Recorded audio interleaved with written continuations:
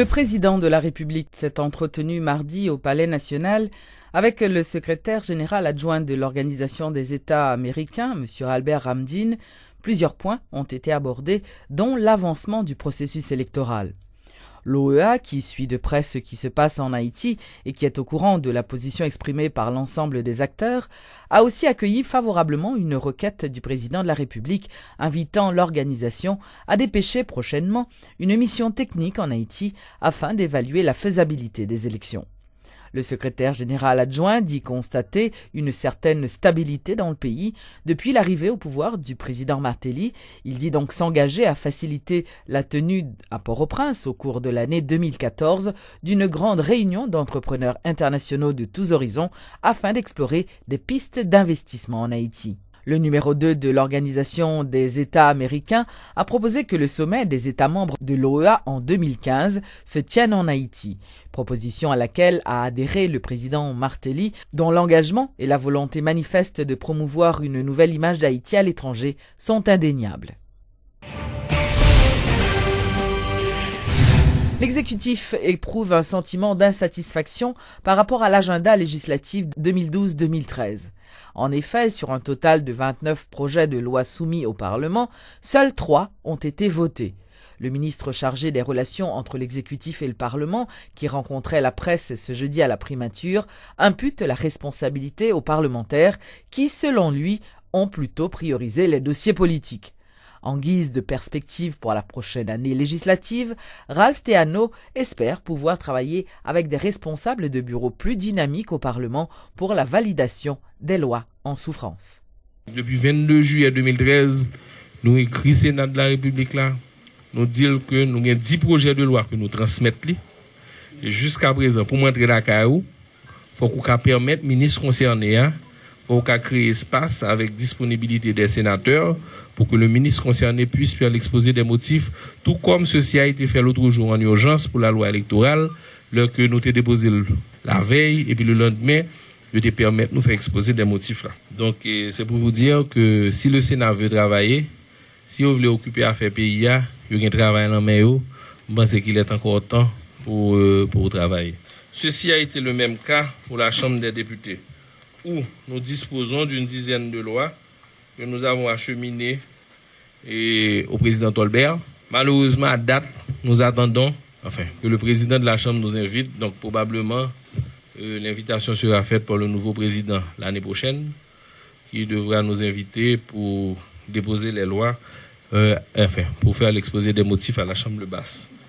Donc c'est pour vous dire que du côté du gouvernement, nous avons fait notre travail, nous avons fait notre boulot, mais il y avait malheureusement cette année une certaine carence et une certaine paresse du côté du Sénat et du bureau de la Chambre des députés, particulièrement du président de la Chambre des députés, qui nécessairement doit nous soumettre une correspondance pour qu'on puisse faire l'exposé de ces lois pour que les commissions approprient tête de l'ensemble de lois ça.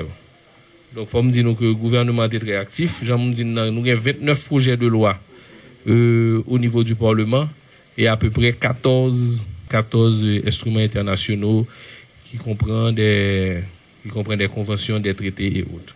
Donc, c'est la situation actuelle.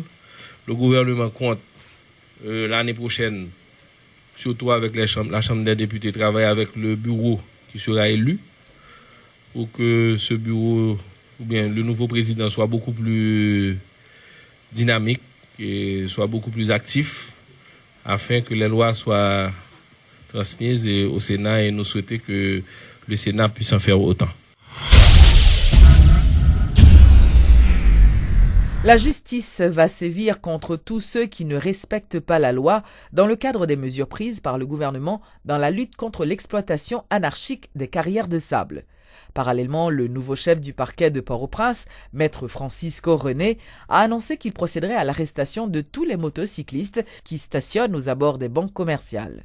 Il a fait ces déclarations lors de la présentation ce jeudi d'un premier bilan des activités réalisées depuis son arrivée à la tête du parquet de Port-au-Prince. Et n'a dit tout le monde qui n'a pas de permis, qui n'a pas d'autorisation d'exploitation des mines ou bien pour exploiter ou bien pour faire étude sous sol là, eh bien, on dit, si vous n'avez pas gagné, il y a le fait, laissez vous faire en dehors de la loi, et quand vous faites en dehors de la loi, le commissaire du gouvernement va pas tolérer ça.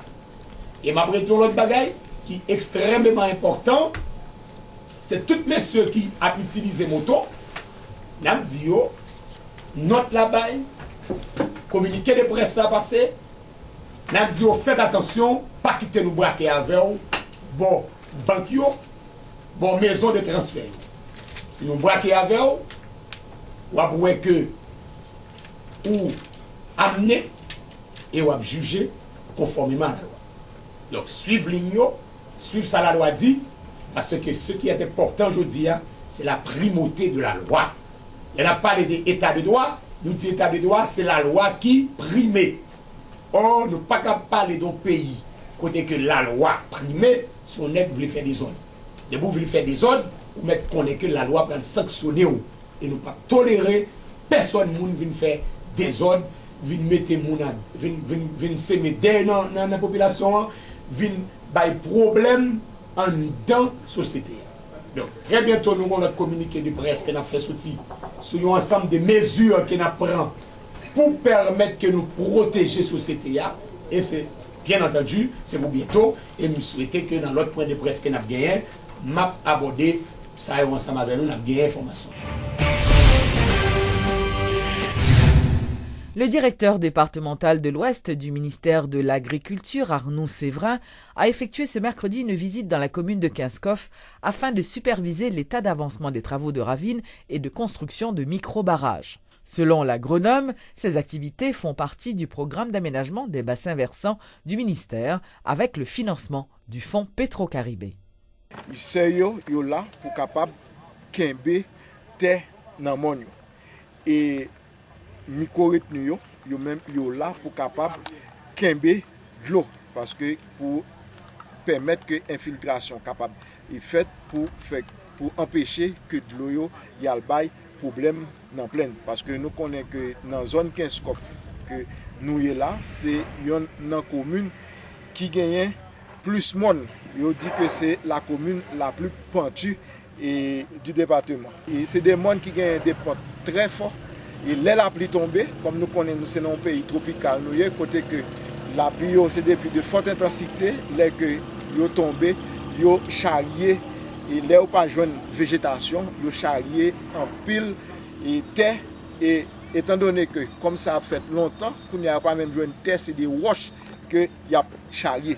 L'eau ça yo pas arrêté dans monde nan, yo descend al bay traka dans plein nan. Or ministère connaît que faut que et jardin comment continuer fait et faut que protéger moun nan plein yo et protéger population alors yo mettez des travaux avec des firmes spécialisées qui au nombre de 13 qui travaillent dans tout département.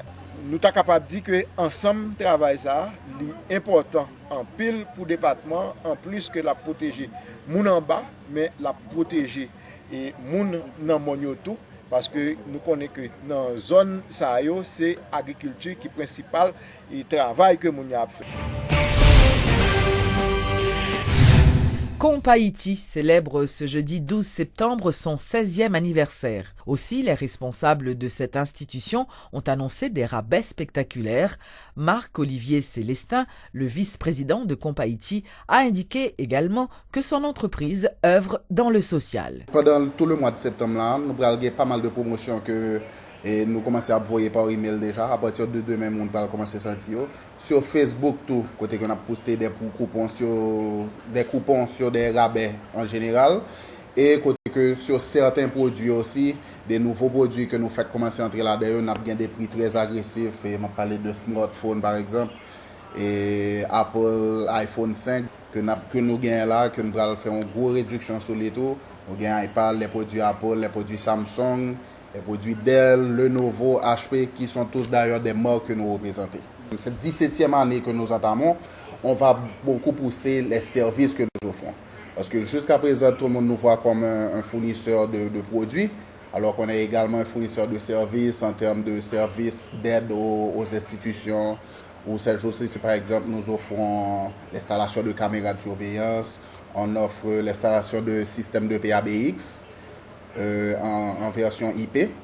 On offre aussi naturellement le câblage pour les entreprises. Bon, il y a toute une panoplie justement de produits et de services que nous offrons. Et cette année, nous voulons nous positionner solidement comme un grand fournisseur de services pour les entreprises. Le PDG justement, Ralph Pereira, est quelqu'un qui nous rappelle d'ailleurs très souvent que nous devons œuvrer pour le pays qui nous a permis d'arriver où on est. Il y a 2 ou 3 ans de ça, on a créé notre propre fondation, qui est la Fondation Coop Haïti, où on a déjà fait 4 ou 5 laboratoires informatiques dans des écoles qui se trouvent dans des villes très en dehors de Port-au-Prince. Donc on a préféré aller dans des milieux assez reculés. Effectivement, on a fait 4 ou 5 écoles déjà d'informatique avec des laboratoires informatiques au complet et avec branchement sur Internet aussi, et imprimante, câblage, tout a été justement donné par Coop Haïti à ces écoles.